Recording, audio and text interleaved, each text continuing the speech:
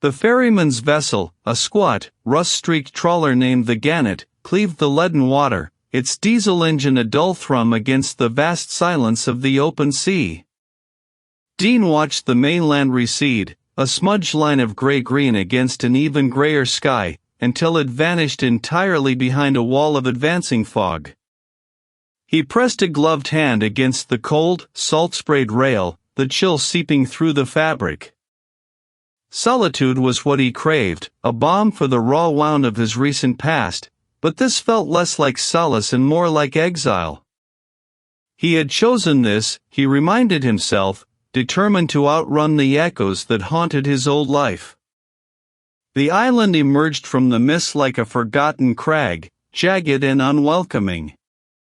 Its silhouette was a broken tooth against the horizon, crowned by the skeletal finger of a lighthouse. Dean's grandfather's inheritance, a legacy he'd never expected, a place he'd never visited. The trawler nudged against a crude, barnacle-encrusted dock. The wood groaned, a sound swallowed by the pervasive hush.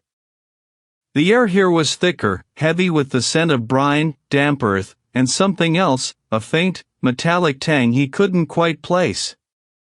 The ferryman, a man whose face was etched by wind and sea, merely grunted, gesturing towards the steep, winding path that disappeared into a tangle of skeletal trees. Dean retrieved his duffel bag and a heavy crate of supplies, the weight of familiar ache in his shoulders. "Mind the path," the ferryman advised, his voice a low rumble. "Get slick." He didn't offer to help, his gaze already drifting back to his boat, eager to escape the island's embrace. Dean understood. The island felt like a place one left quickly, if one could. The path was indeed slick, a treacherous ribbon of mud and loose shale. Overgrown brambles clawed at his trousers, and the gnarled branches overhead formed a skeletal canopy, dripping condensation onto his head. The only sounds were the distant, mournful cry of a gull and the rhythmic sigh of the ocean, a constant, indifferent presence. And there it was, the lighthouse keeper's cottage. It stood hunched and defiant against the elements, its weathered timber siding bleached almost white by years of sun and salt. Windows, opaque with grime, stared out like blind eyes. A porch, its planks warped and sagged under the weight of time, and the front door, once painted a cheerful blue, was now a faded, peeling relic.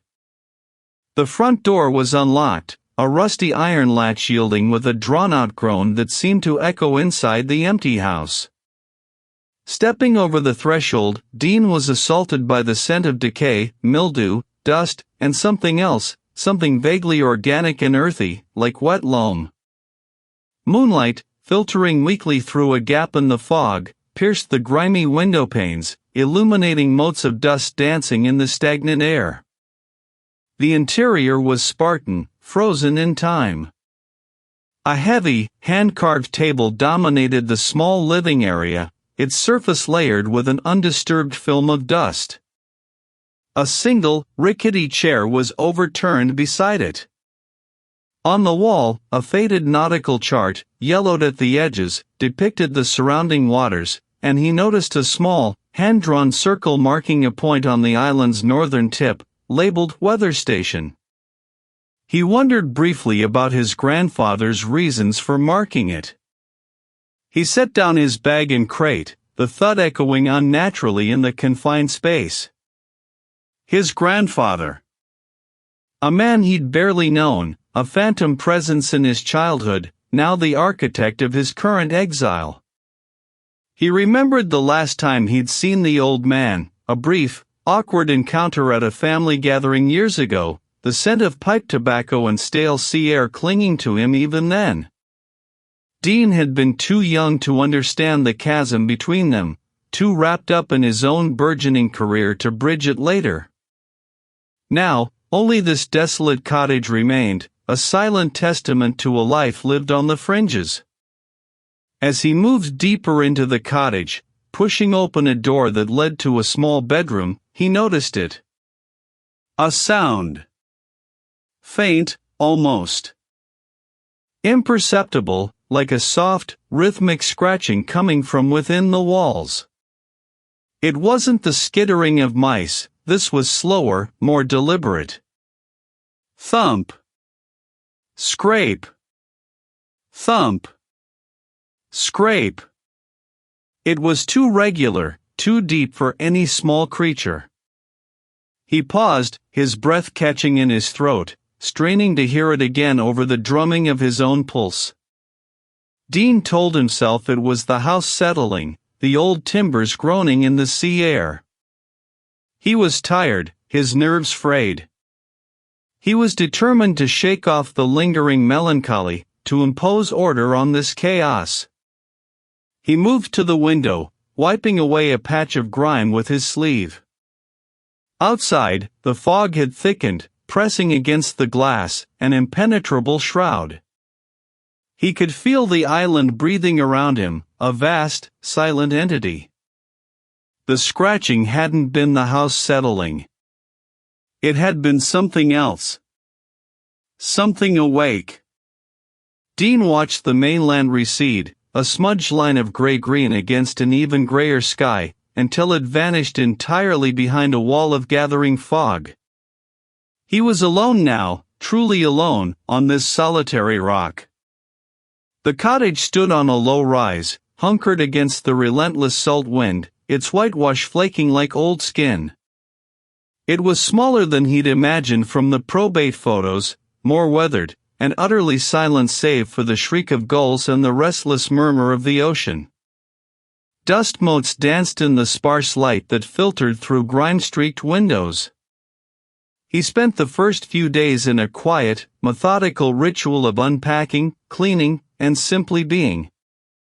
He mapped the small rooms in his mind, measured the creak of the floorboards, catalogued the sparse, utilitarian furniture. It was a cartographer's instinct, an attempt to bring order to the chaos of his new reality. He found solace in the routine, in the sheer physical effort of scrubbing away years of neglect. The isolation, initially a balm, began to press in subtly. The constant presence of the ocean, a gray, shifting expanse that swallowed the horizon, became less a comfort and more a vast, watchful eye. Then, the tides began their disquieting dance. Dean, a man who understood the rhythm of the earth and its waters intimately, noticed it first as a slight discord. The water seemed to reach higher on the jagged rocks than his charts predicted, a full foot or two above the expected mark during high tide. It wasn't a storm surge, the sea was relatively calm, its surface rippled only by a gentle breeze. He checked his tide tables, consulted his own extensive knowledge of coastal dynamics. He dismissed it as an anomaly, perhaps an unusual barometric pressure system he hadn't accounted for, or a subtle geological shift unique to this remote island. He told himself these things, even as a prickle of unease traced its way up his spine. The following morning, the low tide receded further than it should have, exposing vast stretches of glistening, dark rock that usually remained submerged. Seaweed, usually clinging stubbornly, lay limp and dying on the exposed shelves. The air hung heavy with the smell of brine and decay. Dean walked the shoreline, his boots crunching on pebbles and shattered shells, his gaze sweeping the unnatural expanse. It felt hungry. As if the sea had drawn a deep, deliberate breath, exposing its throat. They came on the wind, not a coherent sound, but a low, guttural thrum that seemed to vibrate in the very timbers of the cottage. It was too deep for the wind, too resonant for the gulls. It was a sound that felt like it originated from beneath the waves, carried upwards through the water and into the air. He stood by the window, peering out into the impenetrable fog that now clung to the island like a shroud. He strained his ears, trying to discern words, a pattern, anything that would allow him to categorize it, to rationalize it. But there was nothing. Just that persistent, low hum, occasionally punctuated by a sound like stones grinding together, or a vast, slow exhalation. Driven by a sudden, inexplicable urge, or perhaps a desperate need for distraction, Dean began to sort through the few remaining personal effects his grandfather had left behind. Most had been cleared, but a small, heavy chest in the study remained locked. Inside, beneath a layer of yellowed nautical charts and a few tarnished brass instruments, he found it, a leather-bound journal, its cover warped and stained, smelling faintly of salt and mildew. It was heavy in his hands, its pages thick with the absorbed dampness of the sea air. He opened it carefully, the paper brittle. His grandfather's handwriting, once neat and precise, devolved over the entries into a frantic scrawl. The initial pages contained observations of weather patterns, ship movements, and mundane island life. Not of familiar maritime life, but abstract, unsettling forms. There were no eyes, no discernible faces, just an overwhelming sense of alienness, of something vast and indifferent. And then, the words. The water remembers. Don't listen to the hum. It pulls. The tide is not its own. Dean's fingers trembled as he traced the frantic lines. He saw a drawing of a crude stick figure, its head tilted, its mouth open in what could be a scream or a song, its body surrounded by those swirling patterns, being dragged downwards. Below it, in shaky, almost illegible script, "Can't fight the deep song. It changes things." He slammed the journal shut, the sound echoing too loudly in the small room. His heart hammered against his ribs. This was madness. His grandfather, isolated on this rock for decades, had clearly succumbed to delusion. He was a cartographer, a man of facts, of measurable realities. There had to be a logical explanation. He snatched up his own charts, spread them across the table, trying to make sense of the anomalous tidal data. He grabbed his binoculars and scanned the horizon for any unusual atmospheric conditions. He even considered trekking to the dilapidated weather station on the island's highest point, hoping its ancient instruments might offer some empirical data, some rational explanation for the sea's unsettling behavior. But the fog was too thick now, a milky curtain drawn tight around the cottage, muffling the world. And through it, he could still hear it, faint but persistent, that low, resonant thrum. The deep song. He tried to tell himself it was just the blood rushing in his ears, a phantom sound born of stress and isolation. He slammed the journal shut, the sound echoing too loudly in the small room. This was madness. The strange tides, the whispers, they were just coincidence, amplified by the isolation and a mind unmoored. Dean needed to believe that, desperately. Yet, a chill had settled deep in his bones, a persistent dampness that no fire could fully banish. The words, scrawled in that familiar, spidery hand, clung to him like the island's perpetual fog. The deep stirs. The packed holds. He paced the small living area, the floorboards groaning beneath his weight. Coincidence or not, the unsettling feeling persisted, a prickling sensation on his skin whenever the wind howled too mournfully or the waves crashed with unusual force. To dismiss it, he needed proof of its absurdity. To find proof, he realized, he would have to investigate. He started with his grandfather's sparse collection of books. Most were nautical charts yellowed with age, tide tables, and guides to local flora and fauna. But tucked away on a dusty shelf, behind a stack of fishing magazines, he found a slim, leather-bound volume. Its cover was blank, its pages brittle. It wasn't a journal, but a collection of local folklore, transcribed by some long-forgotten islander. Dean blew dust from its cover, the fine particles catching the weak lamplight. He thumbed through the brittle pages, the papers smelling of mildew and old parchment. The text, faded and handwritten, spoke of the island's earliest settlers, of strange tides and an ancient city submerged beneath the waves, a place of unfathomable age and power.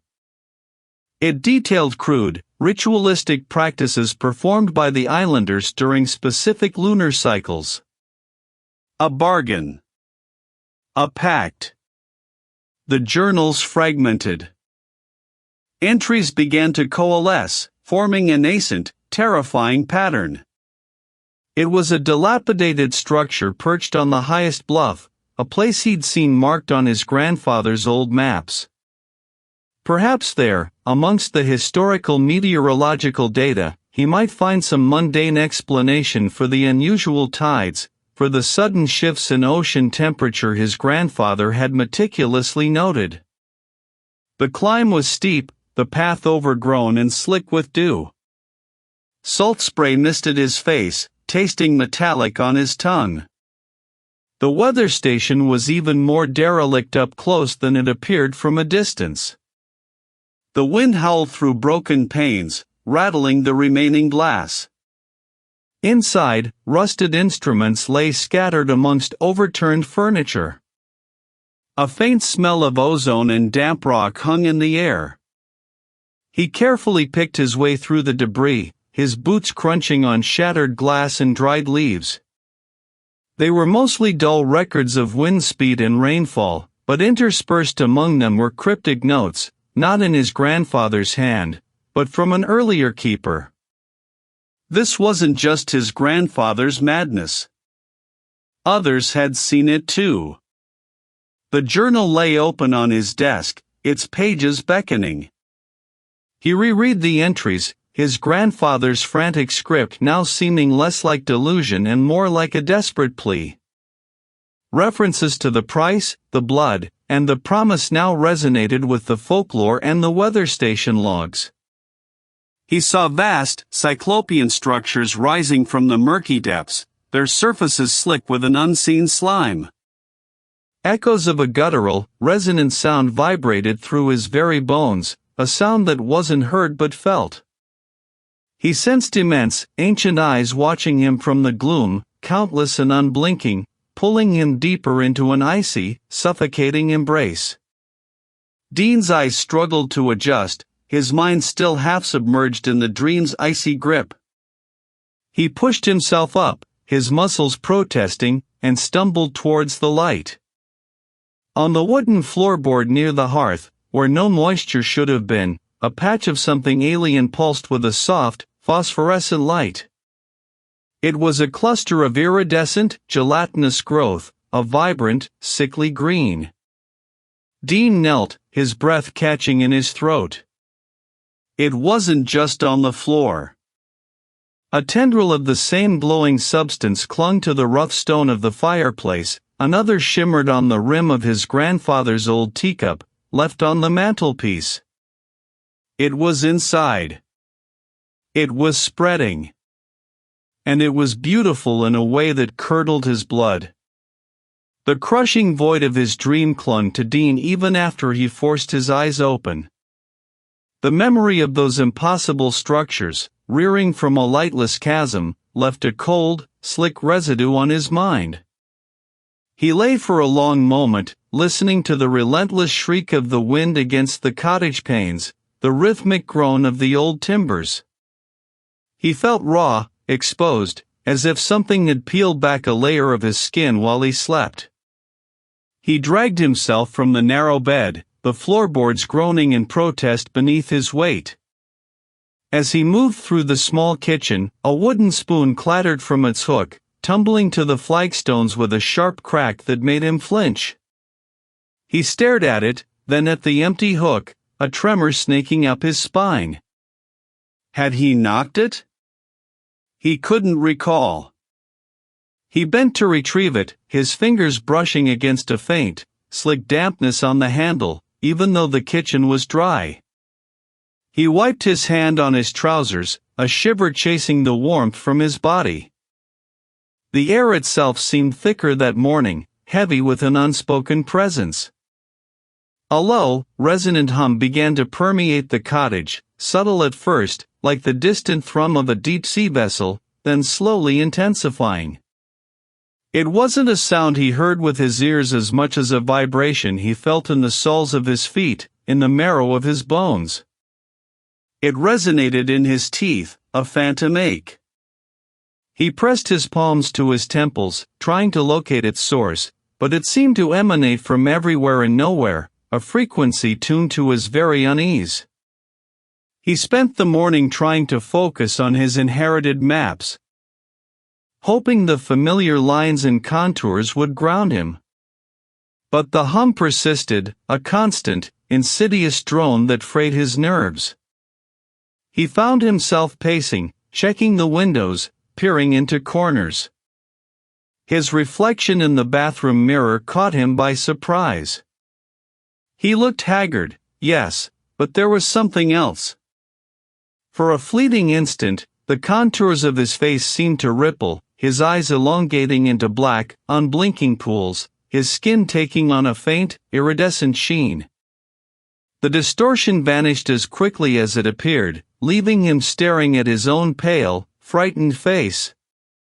He splashed cold water on his face, the shock momentarily clearing his head, but the image lingered, a chilling echo of his dream. He pulled open the bottom drawer of the old writing desk, the one that had been stubbornly jammed. Inside, beneath a stack of yellowed fishing permits, he found a small, leather-bound journal, its pages brittle with age. He flipped through it, recognizing his grandfather's neat, spidery handwriting. It wasn't a log of daily events, but a series of disjointed observations and increasingly frantic warnings. It brings offerings. Asterisk the pact must be honored. Keep it appeased. Small things.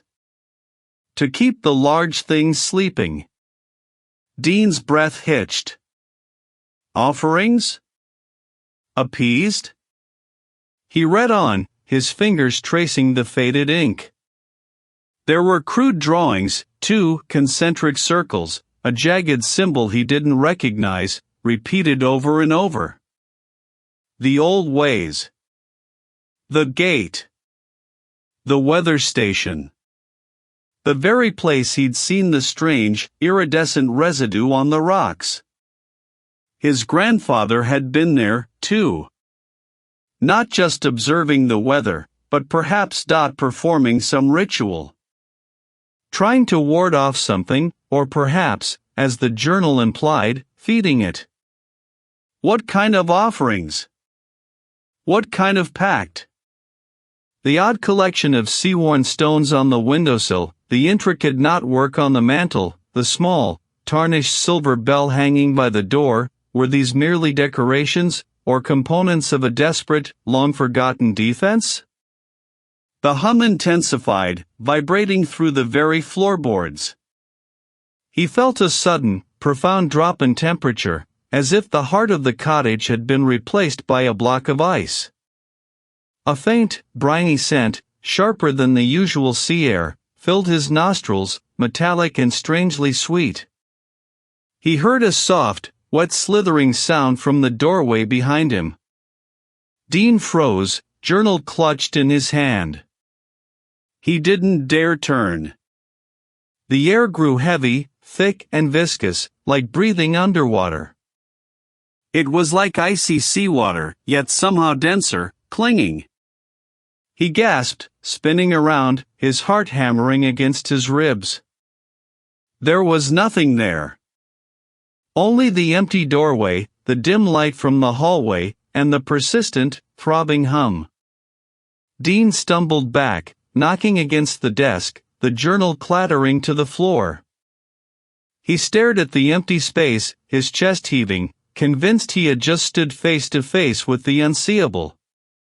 The entity, whatever it was was no longer content to merely whisper in his dreams. It was here, in the cottage, in the very air he breathed, and it had touched him. A cold knot had indeed formed in Dean's gut, tightening with each passing moment he spent near the weather station. The wind, though relentless, seemed to carry a new, unsettling quality, a low thrum that vibrated deep in his chest. He backed away from the iridescent sheen on the rock, the unnatural shimmer a stark contrast to the rough, gray granite. He needed to understand. The walk back felt longer, the air denser, the fog a living presence that pressed against his skin. Inside the cottage, Dean shed his oilskins, the damp wool smelling of salt and something vaguely metallic. He retrieved a stronger lamp, its brass casing polished despite its age, and settled at the sturdy oak table, the journal spread open before him. His fingers traced the faded ink, the looping script. He focused on the entries immediately following the mention of the weather station. The language grew more cryptic, peppered with symbols Dean didn't recognize. Circles intersected by lines, jagged forms that resembled ancient runes. The journal spoke of specific tides, of lunar phases, of offerings made at the edge of the rocks where the iridescent residue now clung. Not warding off, Dean realized with a sickening lurch, but feeding. Sustaining. Keeping something quiescent, dormant, by providing it with. What? The thought made his stomach clench. As he delved deeper, the deep song outside intensified. It wasn't just the wind or the waves now. It was a resonant thrum, a sound that seemed to originate from beneath the very floorboards of the cottage, vibrating up through the soles of his feet. It pressed against his eardrums, a low, infrasonic pressure that made the small hairs on his arms stand on end. He reread a particularly unsettling passage: "The hunger grows, even in slumber. It seeks the light, the warmth." What had he been holding back? And what did the whole entail? The cottage itself seemed to react to the growing hum. A small ceramic bowl on the mantelpiece vibrated, rattling faintly against the wood. Dean rubbed his temples, trying to clear his head, but the sound was insidious, seeping into his thoughts, fraying the edges of his perception. He tried to focus, to ground himself. "It's just the wind," he muttered aloud, his voice sounding thin and reedy against the deep, resonant hum. But the hum didn't sound like wind. It sounded like something vast and ancient, stirring from a long, troubled sleep. Were they his grandfathers? Or something else entirely? One entry, near the end of the journal, caught his eye.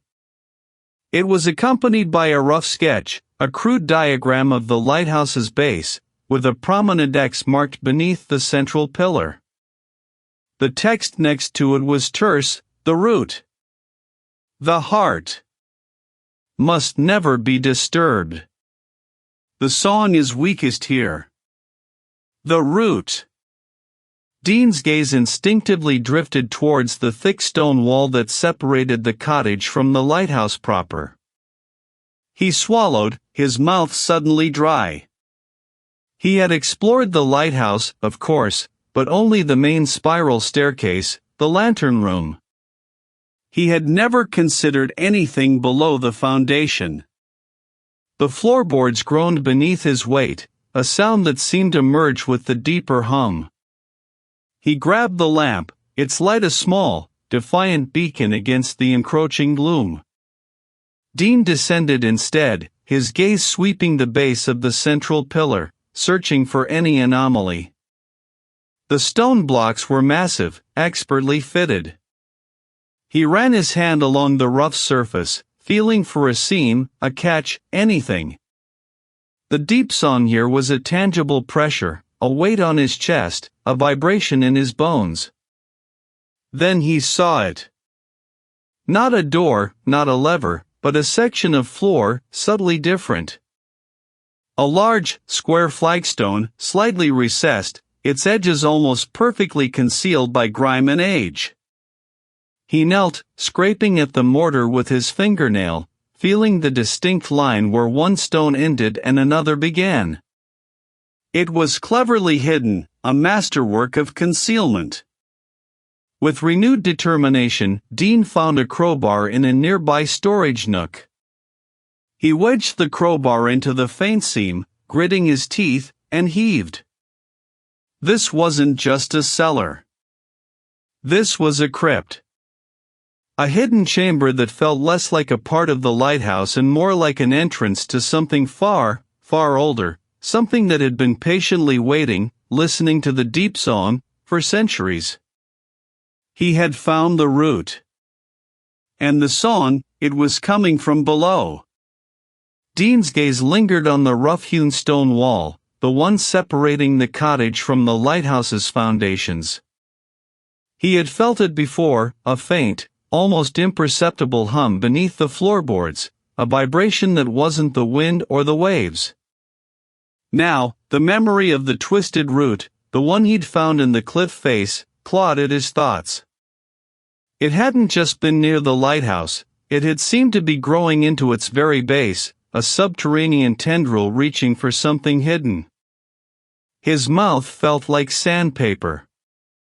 He remembered the grandfather's cryptic notes, the faded sketches of intricate, non-Euclidean patterns that made his head ache to look at. They had always seemed like the ramblings of a man lost to isolation, but now... a warning. He ran his hand along the cold, damp stone, searching. The lighthouse proper was a sturdy, unyielding sentinel, its spiral staircase leading only upwards to the lantern room. But his grandfather had been a man of secrets, a man who had chosen this desolate rock for reasons Dean was only now beginning to comprehend. He pushed against a particularly large stone near the base, feeling its immobility.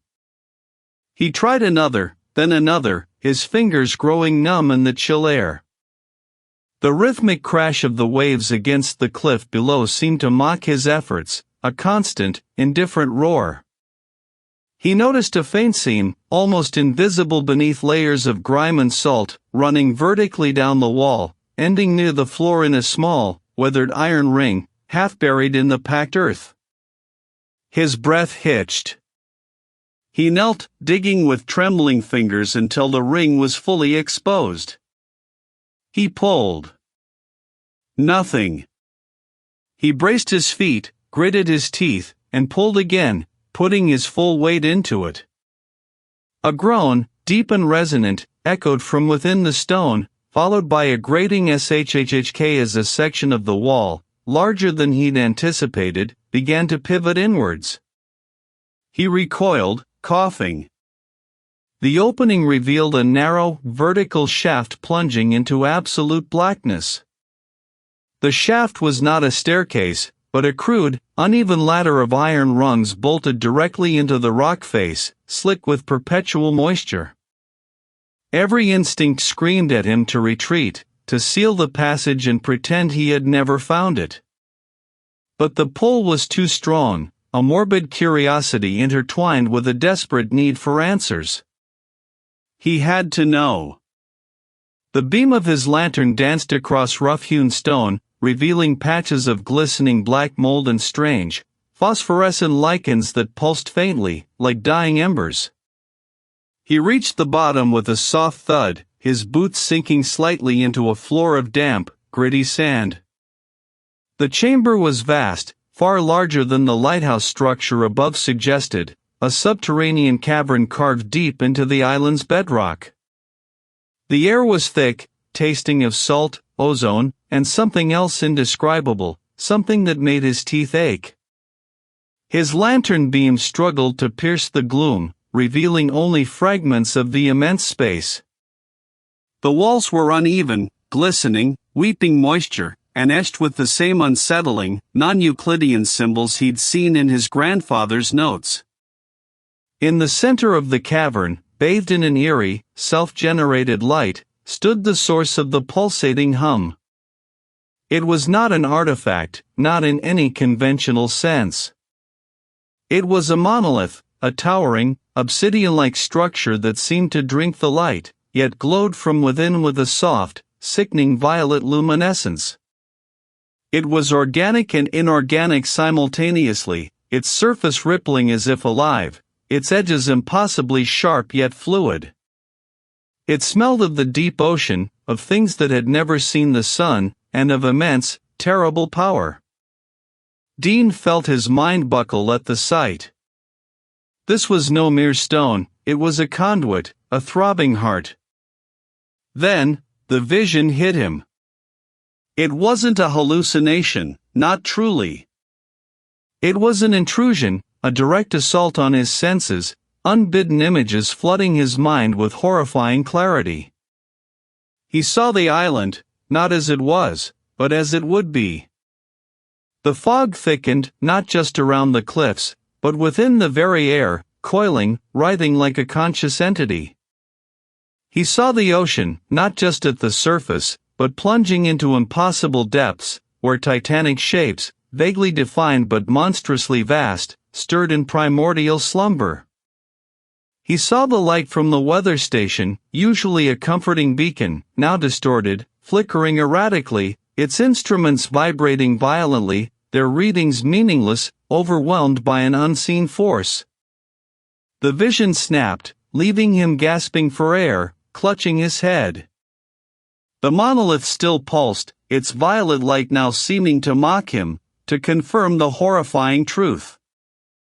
The entity wasn't just stirring, it was awake.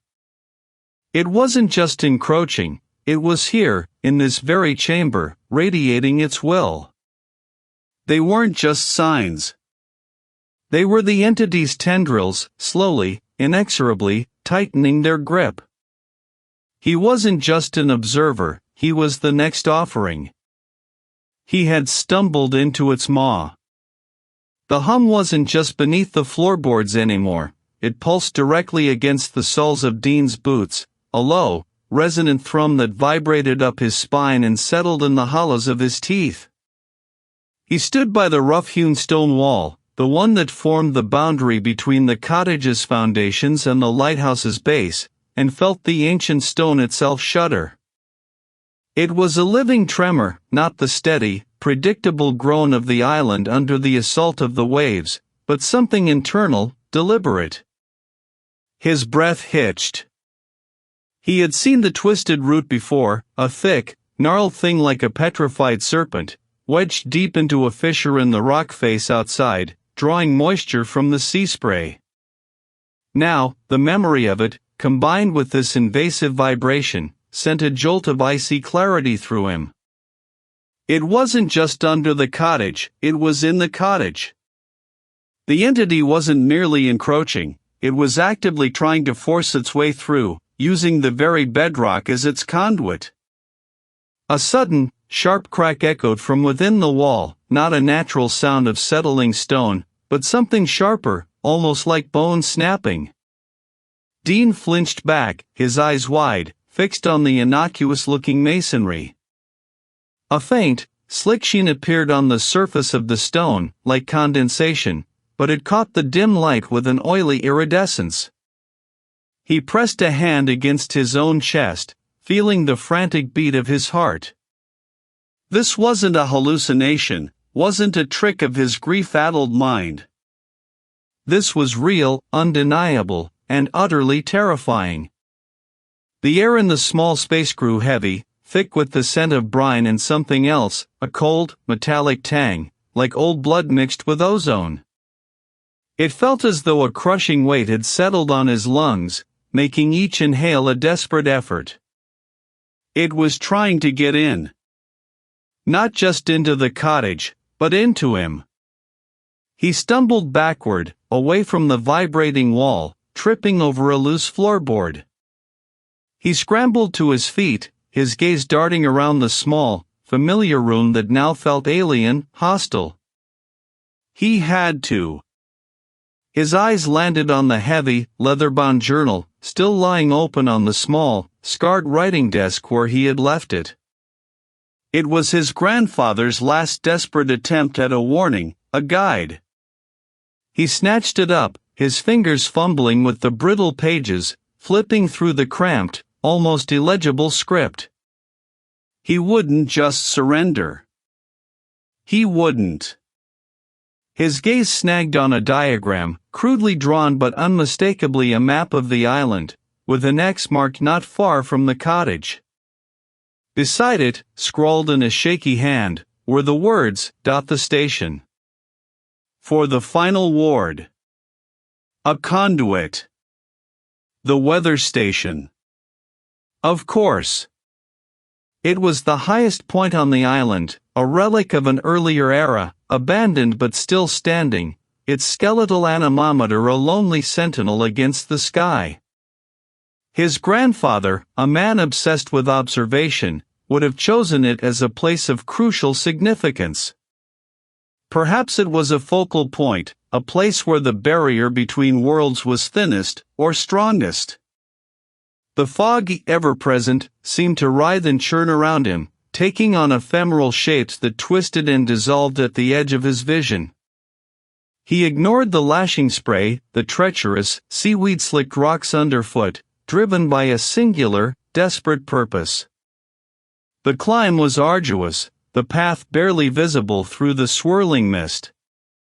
He felt eyes on him, not the watchful eyes of gulls, but something vast and ancient, rising from the depths, its attention now fully fixed on him. Finally, the skeletal silhouette of the weather station emerged from the fog, a rusting metal tower atop a small, crumbling stone building. Inside, dust motes danced in the slivers of light that pierced the grimy windows.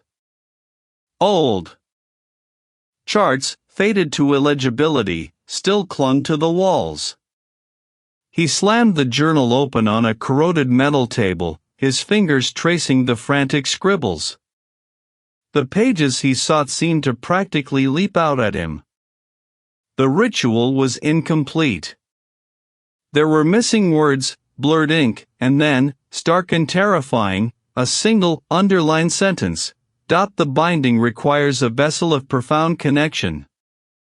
A life offered willingly, not taken, but given. That which anchors the deepest grief. Dean's breath caught. A vessel. A life. That which anchors the deepest grief. It wasn't just a life. It was his life.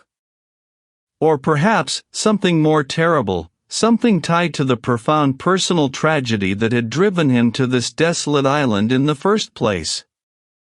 The entity wasn't just seeking to break through, it was demanding a toll, a sacrifice of the most intimate, devastating kind. The hum, no longer distant, now vibrated through the very foundations of the weather station, a hungry, waiting thrum. Dean's breath hitched, a cold knot tightening in his chest. A vessel. A life. The words from the journal echoed, not as a distant prophecy, but as a chilling mirror. It wasn't just a life, not some anonymous sacrifice.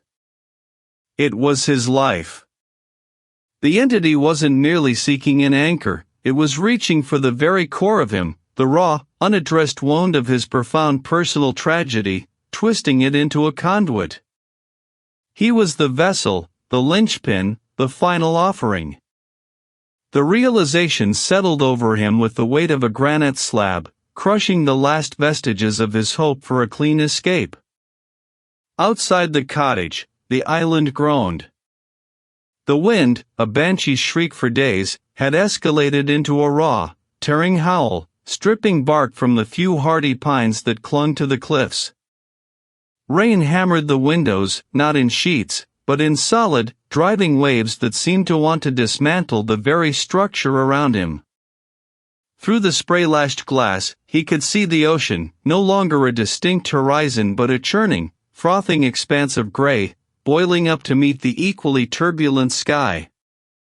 Lightning, a sickly green, tore jagged rents in the perpetual twilight, illuminating grotesque, fleeting shapes in the spray, not just waves, but impossibly tall spires of water, like skeletal fingers clawing at the heavens. The journal, clutched in his trembling hands, provided the final, terrible instructions.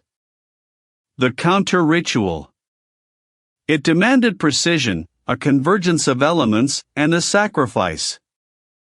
The sacrifice he now understood with gut-wrenching clarity. Dean pulled on his oilskins, the thick fabric feeling suddenly flimsy against the sheer force of the storm. He stumbled through the main room, his gaze snagging on the charts tacked to the wall, the familiar lines and depths now seeming to writhe, the contours of the island pulsing with an unseen, malevolent energy. He pushed open the heavy cottage door, bracing himself against the gale. The world outside was a cacophony of sound and fury. The air was thick, almost viscous, making each breath a struggle. He fought his way across the rocky path, his boots slipping on surfaces slick with an unnatural film that wasn't just rainwater. The ground itself felt spongy, yielding underfoot in places it should have been solid rock. Small, iridescent puddles shimmered with an oily sheen, reflecting the sickly green sky. His destination was the weather station, perched precariously on a higher bluff, its instruments meant to measure the wrath of nature now utterly overwhelmed by something far older, far more terrible. He needed to be there, not for the data, but for the vantage point, for the specific coordinates the journal outlined. As he struggled up the incline, the island seemed to writhe around him. He reached the weather station, its metal structure groaning and vibrating under the relentless assault. The door, usually a simple latch, was jammed, as if swollen by the humidity. Dean put his shoulder into it, grunting with effort, the old wood finally groaning open with a sound like a tortured sigh. Inside, it was a wreck. Papers were scattered, equipment overturned. The anemometer outside spun at an impossible speed, a blur of silver in the gloom, its readings surely off the charts. But Dean wasn't here for the instruments. He walked to the central table, pulling out the journal again, its pages now damp at the edges from the spray. The final passage was stark, terrifying in its simplicity. It detailed the necessary convergence, the exact phase of the moon, the precise alignment of the tides, and the storm's peak, when the veil between worlds would be thinnest. And then, the sacrifice. To sever the tether, the anchor must be released, utterly consumed. Dean looked out the reinforced window of the weather station. The ocean was a monstrous entity, reaching, grasping. He had sought solitude, a place to heal, but instead, he had found a maw. He knew what the journal meant by his life. It wasn't just his physical existence. It was the part of him still clinging to the past, the sorrow, the guilt that bound him to the memory of his loved one. The entity fed on grief, on unmoored despair. It was a terrifying prospect, a second, internal death. A wave, impossibly large, crashed against the base of the bluff, sending spray high above the weather station, momentarily obscuring the already dim light. The entire structure shuddered, the metal groaning like a living thing in agony. Dean's jaw tightened. Not just for himself, but for the island, for the world beyond its shores that remained blissfully ignorant of the encroaching horror. The counter-ritual was his only chance. His hands, though still trembling, found a desperate, final resolve. He would face it. He would pay the cost. The reinforced window of the weather station groaned, rattling in its frame as the wind shrieked like a banshee. Outside, the ocean was no longer merely turbulent, it was a monstrous entity, a churning void of black and gray, reaching, grasping. Dean could almost feel its cold, psychic tendrils probing at the edges of his mind, whispering promises of oblivion, of an end to the gnawing grief that had driven him to this forsaken place. They were a siren song he had learned to resist, a deceptive bomb offered by a predator. His determination, brittle at first, had hardened into a core of iron. He would not surrender. He snatched the heavy, canvas-wrapped bundle from the workbench. Inside, nestled amongst his grandfather's meticulously drafted charts, were the tools, a compass of tarnished brass, a strange, crystalline prism that hummed faintly to the touch, and a small, leather-bound journal filled with cramped, arcane script. This was it. The last stand. The journey from the weather station to the lighthouse was a battle against the elements and something far older. The ground beneath his boots felt spongy, alive, and the very rock of the island seemed to writhe. Tendrils of fog, dense and unnatural, coiled around his legs, trying to trip him, to pull him down into the sodden earth. He stumbled, catching himself on a jagged outcrop, his knuckles scraping raw. The taste of salt and iron filled his mouth. He pushed forward, the beam of his headlamp cutting a pathetic swath through the encroaching gloom. Inside, the air was a suffocating shroud of damp stone and something else, something ancient and metallic, like brine mixed with the scent of forgotten tombs. He clutched the canvas bundle tighter, his grip white-knuckled. He reached the lantern room, the glass panes rattling in their frames. The entity was here, fully manifested not as a physical form, but as an overwhelming, multisensory assault. The very air shimmered with an unbearable pressure, an unseen weight that pushed against his chest, threatening to crush his ribs. Colors bled into one another, swirling into impossible hues of deep violet and sickly green. Let go. Join us. The pain will end. Dean squeezed his eyes shut for a moment, pressing the heels of his hands against his temples. He saw his own reflection in the polished brass of the lantern mechanism, gaunt and haunted. He would not yield. Not now. He spread one of his grandfather's largest charts, a meticulously detailed map of the island and its surrounding depths, across the central platform. He unrolled a smaller, more cryptic parchment, covered in symbols that seemed to writhe under the flickering light. As he began to trace the ancient symbols onto the chart, following the lines his grandfather had drawn with such desperate precision, the entity's assault intensified. The very structure of the lighthouse groaned, stone grinding against stone as if it were being squeezed by an unseen fist. Dust rained down from the ceiling. Visions flashed before his eyes, distorted images of his past, his loved ones, mocking him, screaming at him to stop. He pressed on, his hand trembling but steady. Each line he drew, each symbol he completed, felt like a small victory, a tiny thread woven into a fabric of resistance. He understood now. His grandfather hadn't just studied the entity, he had understood its hunger, its unique vulnerability. The pact wasn't merely about containment, it was about sacrifice, a deeply personal offering to reinforce the boundaries. The hum intensified, becoming a piercing shriek that threatened to burst his eardrums. He gasped, falling to one knee, but he kept his gaze fixed on the chart, on the intricate pattern. The final symbol. It required more than ink. He understood the profound, terrible cost. His grief, his connection to his past, his very potential for a future beyond this desolate rock, all of it had to be offered. He would become a living anchor, a guardian bound to this place, forever on the precipice of madness, but forever holding the line. With a ragged cry, Dean pressed the glowing prism against the final, uncompleted symbol on the map. He felt a searing pain, not physical, but existential, as if a part of his soul was being torn away, reshaped, bound.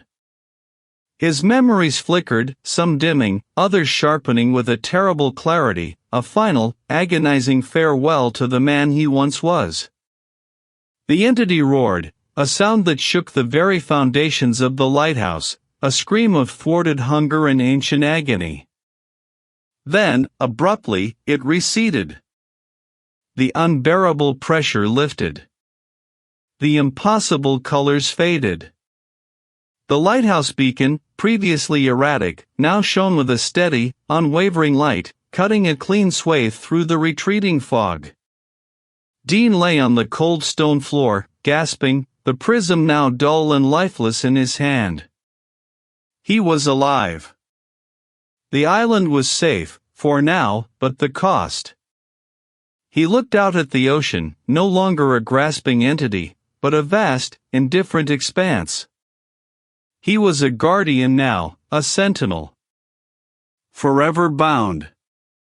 Dean's fingers traced the faint, almost invisible lines etched into the brittle paper of the chart. His grandfather had not just mapped the island's shorelines and depths, he had charted something else entirely, a labyrinth of resonant points, an intricate web that pulsed beneath the earth. The lighthouse was one node, the old dock another. And then there was the isolated, forgotten structure on the island's highest, most exposed promontory, the weather station. A gust of wind rattled the cottage's windowpane, a mournful sigh that seemed to echo a deeper, more ancient sound. Dean shivered, but not from the cold. He knew what he had to do.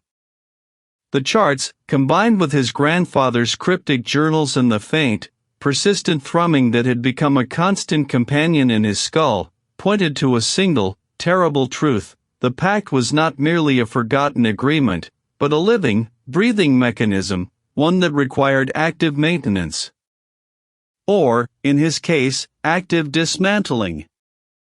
Each piece felt cold and heavy in his grip, imbued with a strange, latent power. The journey to the weather station was a brutal ascent. The path, barely a deer track, was slick with recent rain and choked with gnarled roots. The fog, a thick, greasy shroud, clung to him, dampening his clothes and muffling the world until only the immediate crunch of his boots on gravel and the furious drumming of his own pulse were discernible. He could taste the salt on his tongue, sharp and metallic, and beneath it, a faint, briny tang that raised the hairs on his arms. As he neared the summit, the wind intensified, tearing at his jacket, whipping his hair across his face. It was no longer merely a sound, it was a physical force, pressing against his eardrums, vibrating through his teeth. It felt like the island itself was exhaling, a long, drawn-out sigh from untold fathoms. The weather station stood like a skeletal sentinel against the churning gray sky. Its rusted anemometer spun wildly, a frantic, futile gesture. The structure itself was a squat, concrete bunker, a relic of a bygone era, its windows boarded over, its metal door groaning on corroded hinges. The air around it felt charged, heavy, almost viscous. Dean pushed the door open, the shriek of protesting metal momentarily eclipsing the wind. The interior was sparse, a single, sturdy table bolted to the floor, shelves lined with defunct monitoring equipment, and a small, deeply recessed alcove in the far wall. This alcove, he knew, was the heart of it. The diagram from his grandfather's journal depicted an arrangement of the metal components within this alcove, a circuit of sorts designed to channel or disrupt the very frequencies of the deep song. His hands trembled as he began to work, slotting the cold metal plates into precisely measured grooves, connecting them with thin, insulated wires. Each click, each connection, felt monumental, a tiny act of defiance against an immeasurable force. As the final component locked into place, a low thrumming began within the alcove itself, a counter-resonance that met the external deep song and pushed back. He stepped back, wiping a bead of sweat from his brow. He had activated it. Then, the true horror began. The deep song didn't cease, it intensified, shifting from a pervasive hum to a focused, piercing shriek that clawed at the inside of his skull. The walls of the weather station groaned, fine cracked spider-webbing across the concrete. Dust rained down. Dean pressed his hands over his ears, but the sound was already inside him, vibrating through his bones, tearing at the delicate architecture of his mind. He saw flashes behind his eyes, not images, but impressions, of unimaginable depths, of crushing pressures, of vast, silent forms stirring in the perpetual night. He was drowning, not in water, but in pure, unfiltered existence. He squeezed his eyes shut, his teeth grinding. He fought the urge to succumb, to let the deep song claim him entirely. He had activated the disruption, but the entity was fighting back, a desperate, final surge. He felt its tendrils, not physical, but psychic, attempting to unravel his very consciousness. Then, as abruptly as it began, it receded. The piercing shriek dulled to a low groan, then to a distant, mournful echo.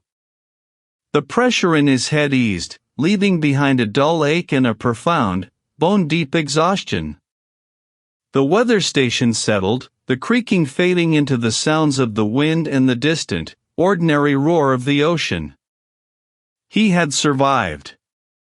He had done it. He had neutralized the immediate threat.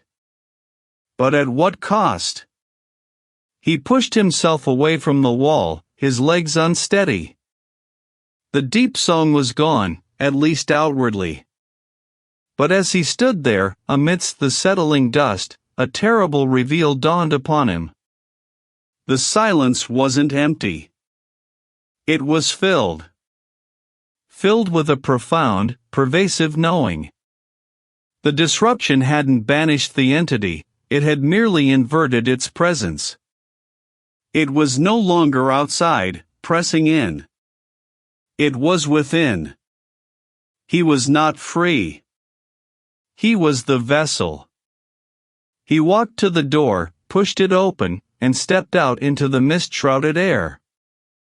The wind still tore at him, the gulls still cried their desolate laments. But the world looked different.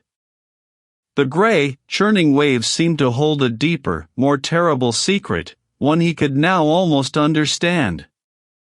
The island was not just land and rock, it was a living, breathing entity, and he was now inextricably bound to its ancient pulse. His grandfather had not simply been a lighthouse keeper, he had been a guardian, and now, so was Dean. The solitude he had sought had become a permanent, internal captivity. The fresh start was a fresh damnation. The deep song was his now, a silent, internal chorus, a constant reminder of what lay beneath, and what now lay within him. He was no longer just Dean, the cartographer. He was the listener, the bearer of the deep, forever marked, forever changed.